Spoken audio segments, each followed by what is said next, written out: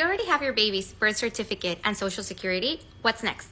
Getting the passport. But that alone can be a big task. That's why today I'm going to break it down and walk you step by step on how to go from form to passport.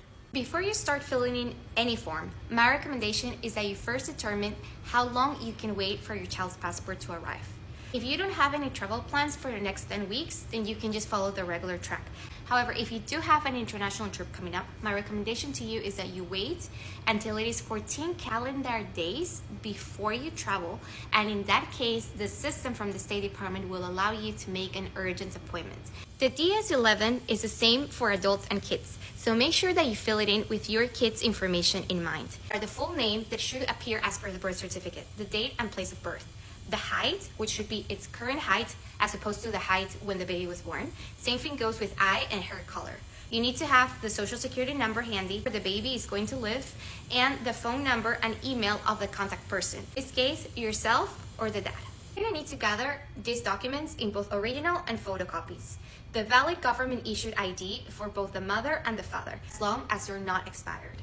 And a proof of parental relationship to the child. The easiest way to prove it is through the birth certificate that's showing both names of the parents. For your child, you're going to need to gather both the original and photocopies of its birth certificate. For the baby's passport photo, my recommendation is to go to a UPS or a USPS where they know how to take pictures so that your pictures don't get turned down by the officials. In the website I'll put below from the State Department, you're going to find multiple cases so you can decide if any of this fits your particular situation. Once you have filled in your DS-11, you're ready to make your appointments. You can find the location that's closest to you based on your zip code by going to this website. Online payments are not supported, so you're going to need to make the payment in person at the facility.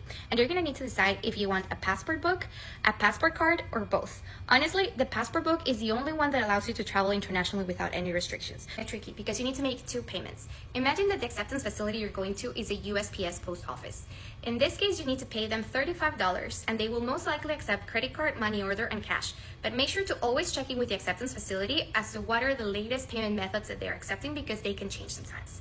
And the second payment goes to the State Department. This is going to be dependent on the things that you're purchasing. So in this case, if you're buying the passport book, this is going to be $100. But if you do want to get it expedited or get it shipped faster, then you're going to need to add this amount to the check or money order that you're submitting. Final tips. Remember not to sign the DS-11 until you're in front of the officer and he or she requests you to do so. And remember, both mom and dad need to come into the appointment unless you fall in one of those special cases. In my next video, I'm going to walk you through how to fill in the DS-11 step by step. So remember to follow me and let me know if you have any questions in the comments.